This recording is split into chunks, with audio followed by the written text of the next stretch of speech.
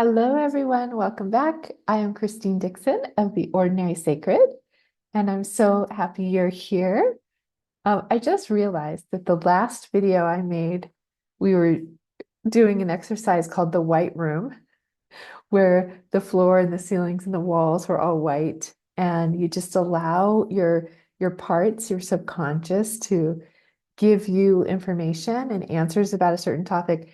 And now I'm in this beautiful room that we're staying in that without the curtains and things would be an all white room. So it's very appropriate. So this is, I guess, the third video now in the series on releasing cultural burdens. And it was originally intended to be a 2 or 3 hour workshop, but I decided to, because my body wouldn't let me do it in person this summer, that I was going to make a series of videos. So if you want to go back and watch the first two, you're welcome to do that. And in this one, we're going to kind of brainstorm. I'm going to brainstorm on my end, and I encourage you to do it on yours as well. Different types of cultural burdens. There's nothing off the table. It can be in any category whatsoever. And I'm going to start sharing my screen with you so you can see the PowerPoint. Here it is. And I'll go ahead and try to make myself a little bigger so you can see me as well. All right, so let's brainstorm some common cultural burdens. So one thing to think about to identify some cultural burdens that you may be carrying or your parts may be carrying is just around traditions. This can have to do with holidays. It can be things that your family says, this is just what we always do, how we do it, when we do it. It's what we say. It's how we treat people. It can be all kinds of things. But if you think about your family's traditions, or maybe your cultural traditions, sometimes you don't realize it. We'll talk about a good way to identify our cultural burdens is to get out of our culture to another culture, right? So, for example, when I lived in Turkey, I lived in Istanbul, Turkey for 4 years, and there were different holidays and different traditions. And it was very exciting, but I remember it starting to get cold and wanting, all the pumpkin spice latte and the lights that come up, the Christmas lights that would come up, or the decorations around Halloween and different things like that that weren't in the new culture I was in, made me realize, oh, there are all these traditions and expectations that my parts have around the holidays. So that's one way to identify. And again, they may not necessarily be burdens, right? They might be gifts, they might be neutral. We're just identifying kind of cultural things that are passed down to us. Something that is really helpful to ask ourselves is, what did I learn was acceptable versus unacceptable behavior? And you can really identify this by what you judge in other people. You might see someone who you think is, I don't know, overly sexual or overly confident, or maybe they're sensitive or whatever it is, and you look at them and you say, oh my goodness, that's terrible. Maybe you have a culture. Someone brought this up in the last video when we talked about burdens around money or scarcity, and that they had this inverted bias against people who were wealthy. I relate to that. I grew up with the mantra or the scriptures that said, the love of money is the root of all evil. That it's harder for a rich man to get into the kingdom of heaven than for a camel to go through the eye of a needle, right? So being wealthy itself was this unacceptable, terrible thing. So you can think about that. Start thinking about, and you can pause this at any time and just let your parts tell you, oh yeah, what messages did I get about what was acceptable, expected even, and what was unacceptable. Similarly, what is considered shameful versus heroic, right? Like we sacrifice ourselves for other people, or we never give up. A lot of times when it's a family burden, a legacy burden, we'll say we, right? Maybe your family name, or this is how we show up in the world, or we don't cry. We don't let this get us down, or whatever it is.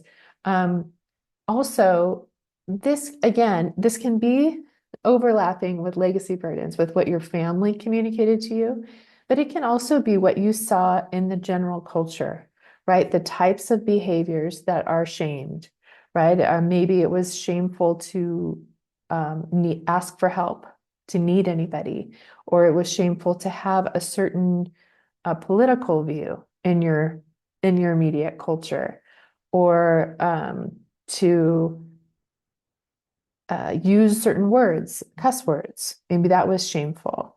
It could be so many different things. So that's something to think about. What was shameful and what was heroic? Culture can also pass down to us a hierarchy of people, right? Who is considered either more important or having more power than another. So, for example, in patriarchy, right, it's men, women, children, right? There's a very real hierarchy. It might be a people of a certain color, people of a certain economic status, right? That there's this hierarchy of worth and power and ease. So think about what might have been passed down to you. It might not be as stark as a caste system. It might not even be completely, it might be taboo to even say it out loud, but you know, right, that a person of a certain status, or a person with certain qualities, has a higher status than others and has power over. This can be a very, very big legacy burden that our parts hold. And I just want to say here, you can have some parts that have questioned these things, that have come out of it, that may even be opposed to it. For example, you have parts who are opposed to patriarchy or racism or ableism, right? Or homophobia or things like that. You have parts who absolutely understand that that's not okay and it's not right, and yourself knows that. But you can still have parts who are stuck with that burden. And it's just been ingrained in them, indoctrinated into them. So that's what will create a polarization in your system. And often when you have parts that are reacting really strongly to some kind of hierarchical injustice or imbalance, they're reacting so strongly because there's actually parts within you that also hold those views or those burdens. And those are the parts to go to really understand and validate how they got those burdens and help them release them, so that then the system can be more harmonious. So even it doesn't mean that all of your parts are holding these burdens. There can just be some parts that are. Okay. Another thing to ask ourselves is, what does the culture tell us equals happiness, right? Like, we get all these messages all the time from media, right? About you need to have the latest Apple Watch, the latest phone. You need to have a haircut that's in style. You need to have these clothes. You need to have this car, this house, this boat, this it can be all kinds of, material things that equal happiness. Or maybe it's you have to be married to be happy. You have to be in a relationship. You have to have children to be happy. You have to have an education to be happy, right? There are messages that our parts take on and they hold, and they're very, very heavy, especially if we don't meet those standards. And then we say, I'm not happy. I can't be happy until XYZ happens, right? That can be a very heavy load for our parts to carry. So think about that. What were you taught, or what did you absorb from the culture were the standards to happiness. And likewise, similarly, what equals success, right? Financially, status-wise, relationally, educationally, career-wise. And this can, again, this can be very, very different depending on your subculture. So you may be in a conservative religious subculture that told you that homeschooling your children was the way to success and happiness and health, and or breastfeeding your children if you're a woman, right? And you weren't able to breastfeed your children or homeschool your children, and so you just feel like you're not successful, you're not doing the right thing, right? So that becomes a burden. Whereas you might come from a more of a liberal background or subculture that says you have got to, put your kids in school, and you've got to, you as a woman, you've got to go to work, right? And you don't want to work. You find your fulfillment in raising your kids, right? So whatever your authenticity is, whatever your truth is, if it clashes with what your culture, your subculture says is right, is successful, your parts can really feel burdened by that because they experience shame. I'm not I'm not measuring up to what my culture is saying I need to be.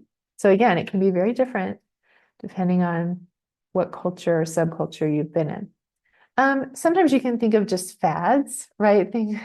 Again, this reminds me of the first video where I went to Mexico and realized that as a woman, I didn't actually have to shave my legs, that wasn't a given. I the silly one I think of is, my generation, we part our hair on the side, and more, younger generations are parting their hair in the middle, which of course they did in the 70s also. But it's very arbitrary. Are we wearing tight skinny jeans, or are we wearing baggy pants? Um, should men have beards or not? It's very, very arbitrary, but it can be a cultural expectation that some of our parts take seriously and say, if I don't measure up to this, I don't have worth. And so just shining a light on it, we don't need to say anything's good or bad, but just to see it. Yeah, that's arbitrary. Someone just decided that this is in style, right? Um, I don't know who they were, but they decided that. Similarly, language rules, slang, I think about our children, and they get a kick out of us when we say slang words. I don't even want to say any because I don't want to embarrass myself. So again, different generations may have different code words, slang that they use. And so in this group, if you use the right language, you're considered hip, you're considered cool.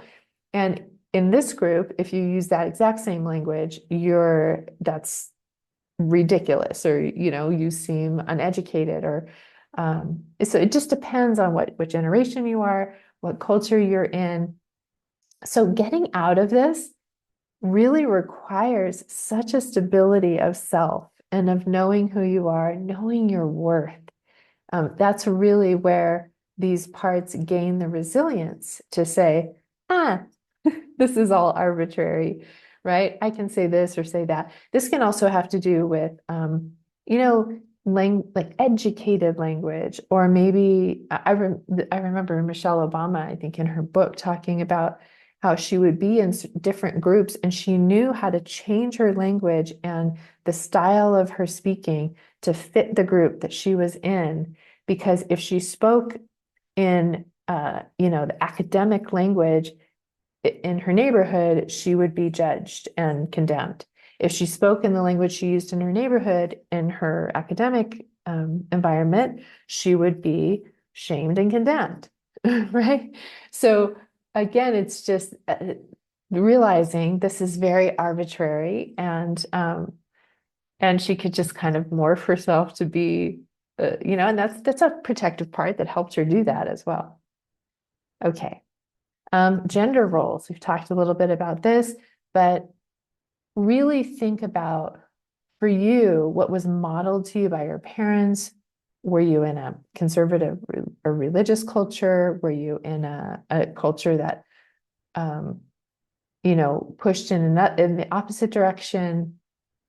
What were the messages that you got from your family, from your culture or subculture, from media? We will have parts that have really taken on those messages. And again, you can have one part that has one view and another part that has a completely opposite view, and they can be in tension with each other inside of you. And that can feel really, you can feel stuck or it can feel disconcerting inside. And big one, right? Ideas about right and wrong. I love that Martha Beck talks about how kind of the root of all evil, the root of all violence is really self-righteousness, right? Everyone who goes to war, who commits a violent act against another person, believes that they are justified, believes that they are right.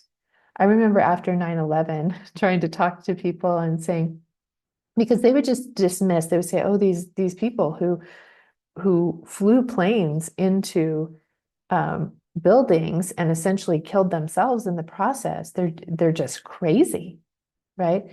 And I said, well, but what if, like, you think that they're evil, and so you're justified in sending bombs over and killing people? What if they genuinely believe that we are evil and that they were justified and they felt so passionately about it, they were willing to die in order to do what they thought was right and just? And people had a really hard time, conceding that, because people do the exact same things, these acts of violence against one another, because they genuinely believe that they're on the right side. I would ask people when I came back from Turkey, and there was a mosque on every corner, and then came back to the US, and there's a church on every corner, and I would say, do you see how similar, kind of the fundamentalism or the, some of the different aspects are? And they would say, oh, well, no, it's totally different because we're right and they're wrong. And so we just really, really, again, just taking this non-judgmental observative, is that a word? Observation of what were the messages. And when they come up for you, like, oh, you champion a side, right? Thinking about, again, in the US, the political situation, both sides, and there's more than two, but they believe that there's two big ones.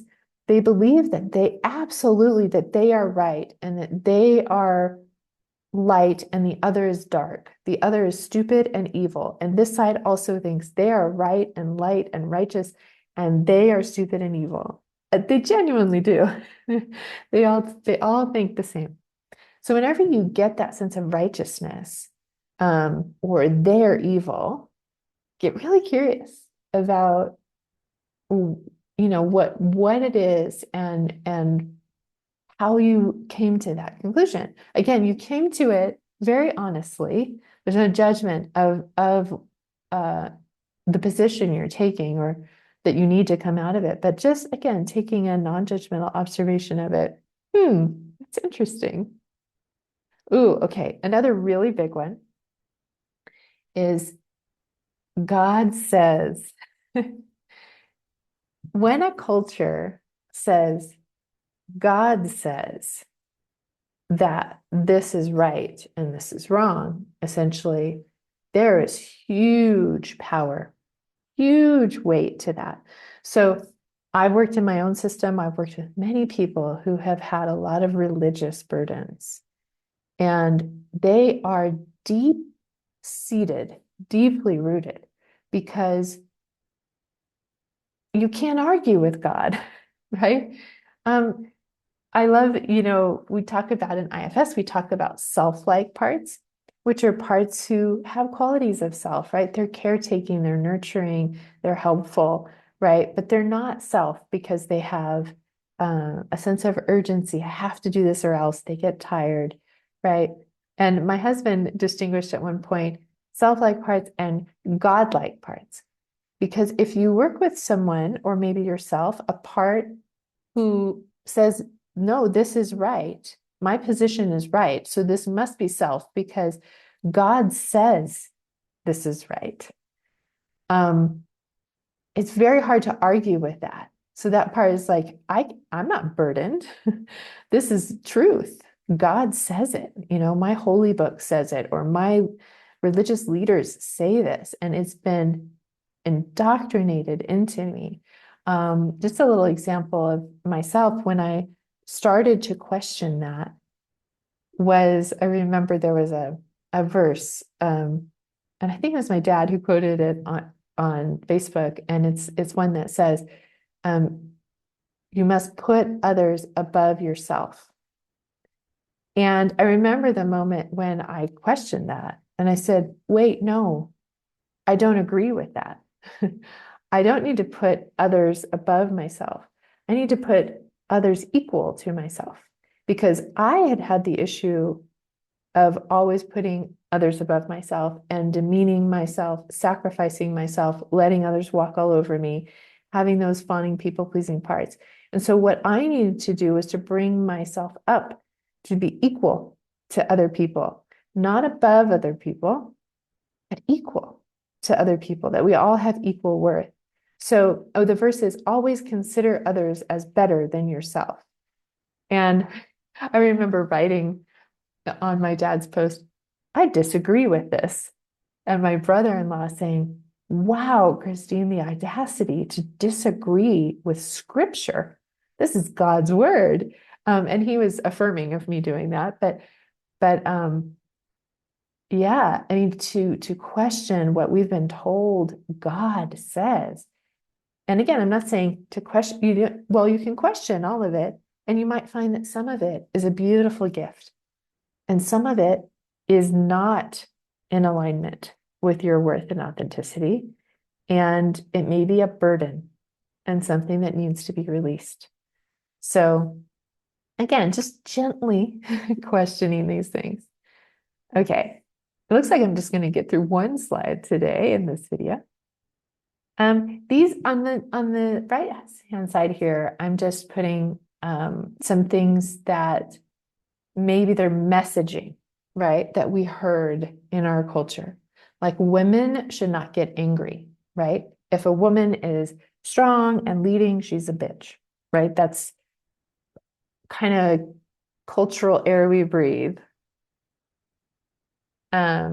Oh, yes, messaging, which can be explicit, like we've been told it directly, or implicit. We've watched it in action, right? When a woman acts in an assertive way, she's called a bitch. So we're like, oh, okay, putting this together here. Or men don't cry, right? Just a lot of these gender stereotypes.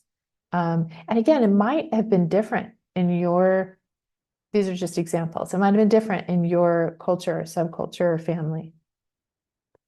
This is when I hear a lot of people say, marriage is just hard work. And I would have agreed to that until I married a person who we just have such compatibility. We accept each other for exactly who we are. We are each our own primary caregiver. I would say marriage does not need to be hard anymore, but it can be hard. There could be difficult things like to work through. But whenever I hear someone say, well, marriage is just hard work, I think, oh no, you're in a difficult marriage. I'm so sorry. Oh, it's not funny. Not funny at all. I was there. You must sacrifice yourself for others. That was one that I definitely heard.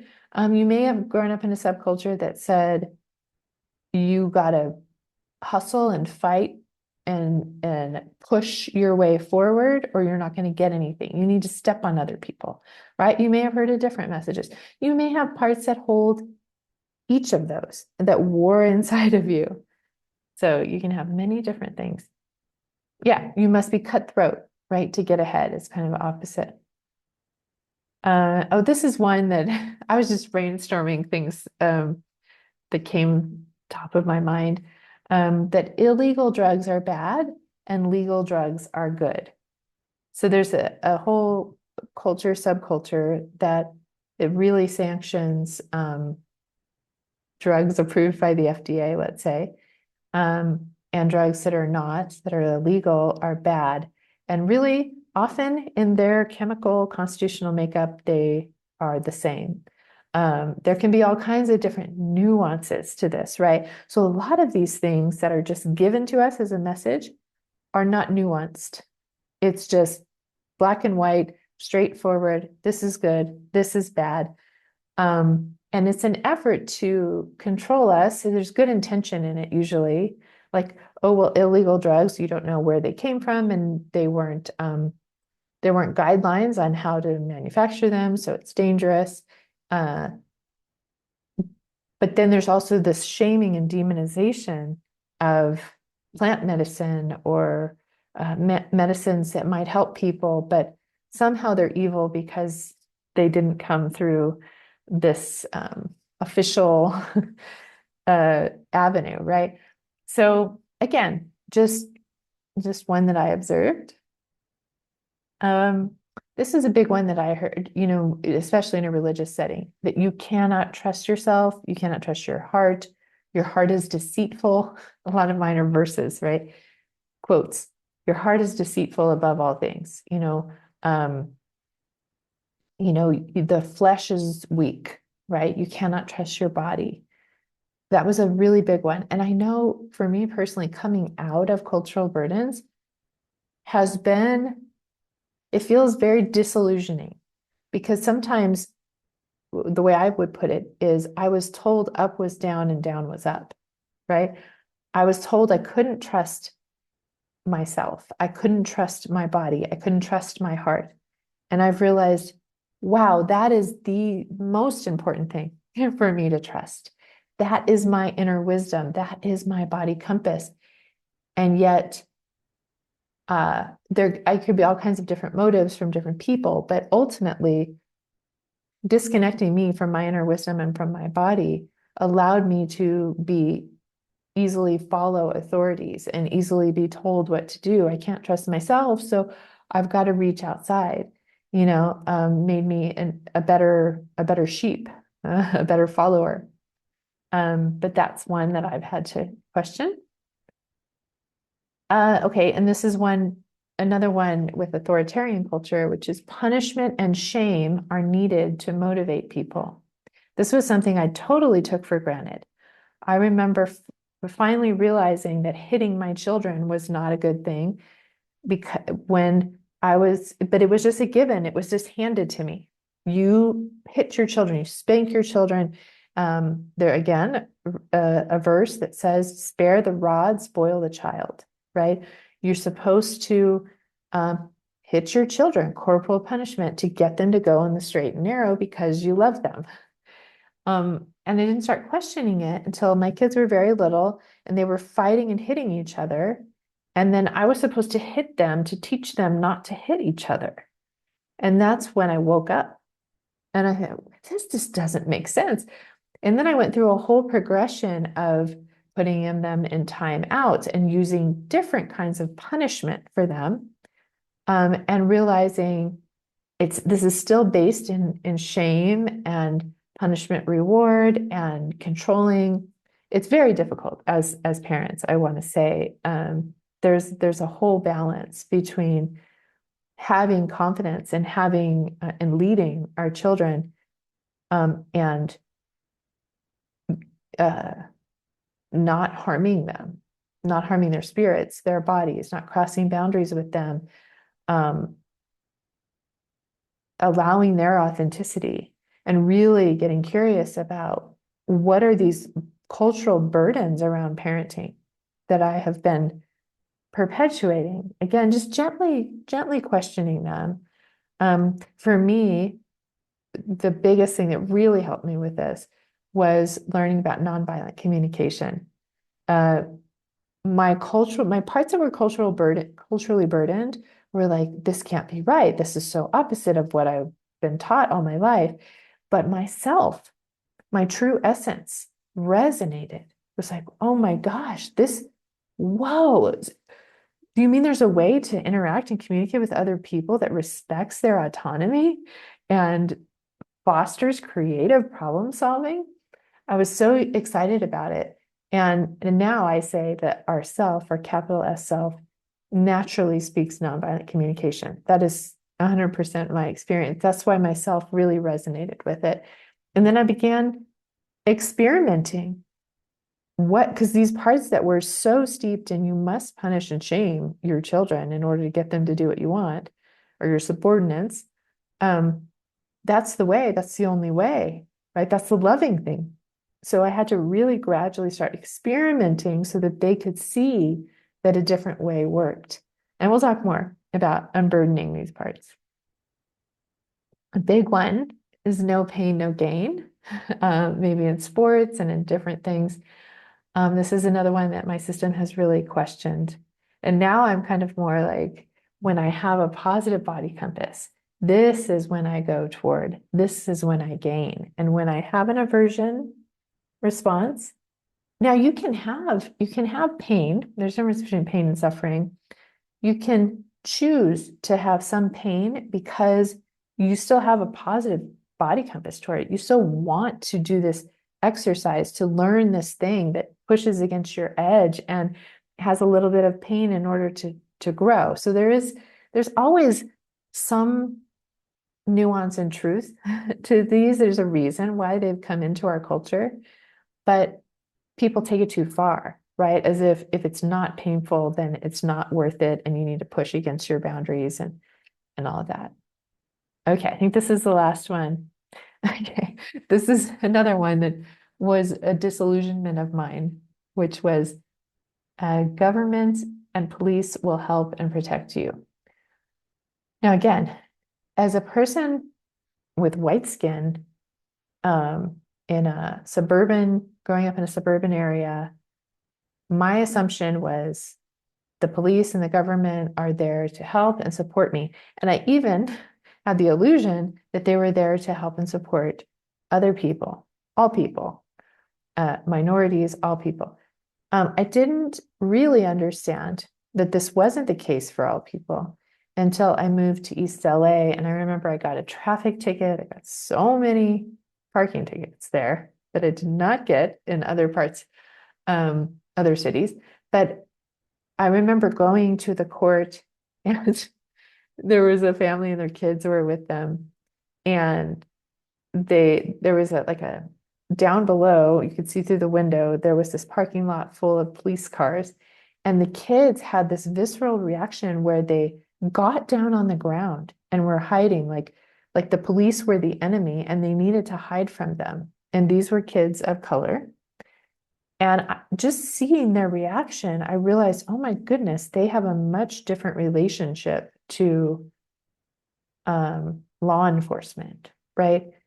And then the more years I lived in East LA, and I realized that there was a very different relationship between the lower class people of color.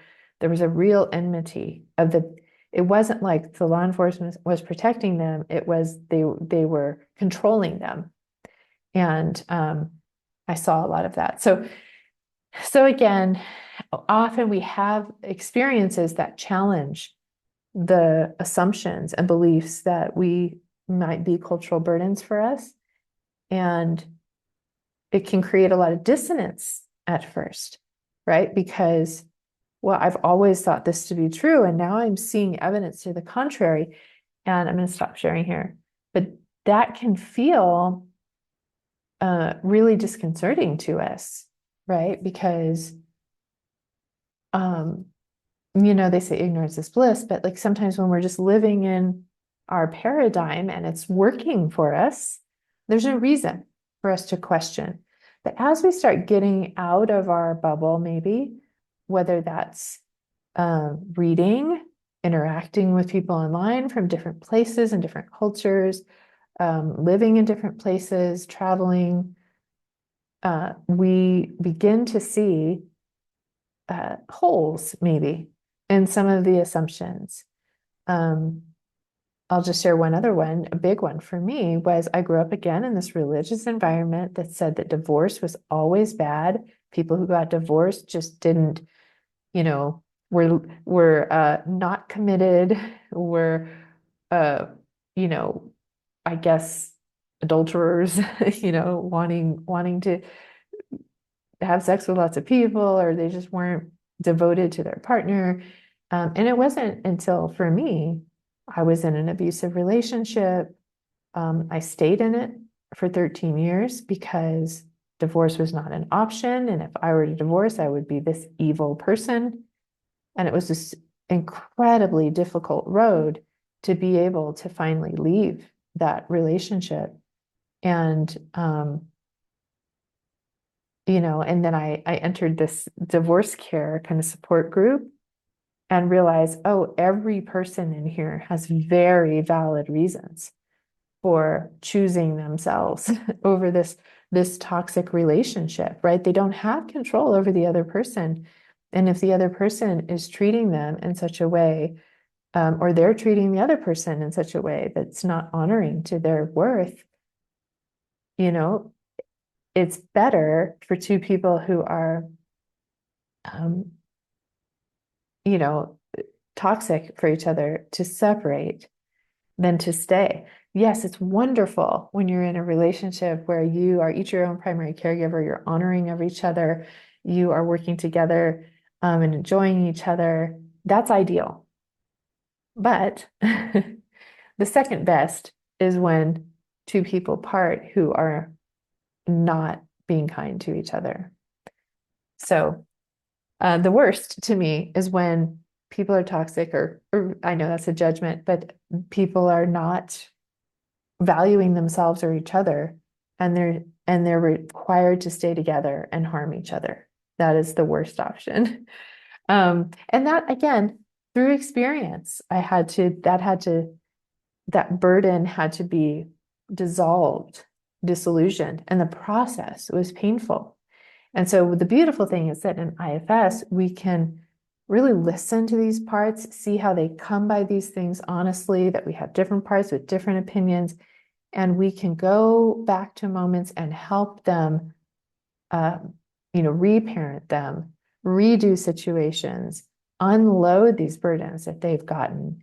And so in the future, we'll go ahead and do some things with that. I also want to say before I go here that this coming Thursday, October 10th at 1 p.m. Central Time, I am going to have a live group session where we talk a little bit about this. We brainstorm some of our cultural burdens. And so I'll have one on the 10th, and then I believe it's on the 24th. So 2 Thursdays after, where we'll do some unburdening together. And then there'll be a time at the end for question and answer. And it can be questions about cultural burdens or about anything IFS, about your parts, about perhaps if you're a therapist or a coach, your clients, any areas that you have questions about, you can bring them to that. And the way to get the link for that is to go to the private Facebook group, the Ordinary Sacred IFS Community. I'll try to put the link down below for that. If you want to join that, all the calendar of free events is there, and the Zoom links and everything.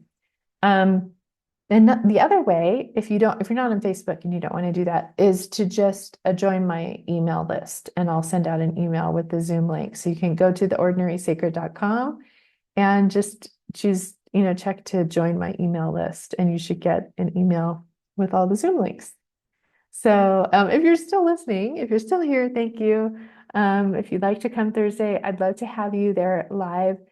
I will be recording it though, so you will see it here on YouTube after, probably Friday or Saturday. All right. If you have any questions, or in this exercise, you were able to brainstorm, you know, messages that you got, explicit, implicit, or some of those things on the left helped you brainstorm some cultural burdens that you may be carrying. Share them in the comments. If you have any questions, share those as well. And if you feel overwhelmed by this exercise, like, oh my gosh, I have a mountain of cultural burdens on me. I get that.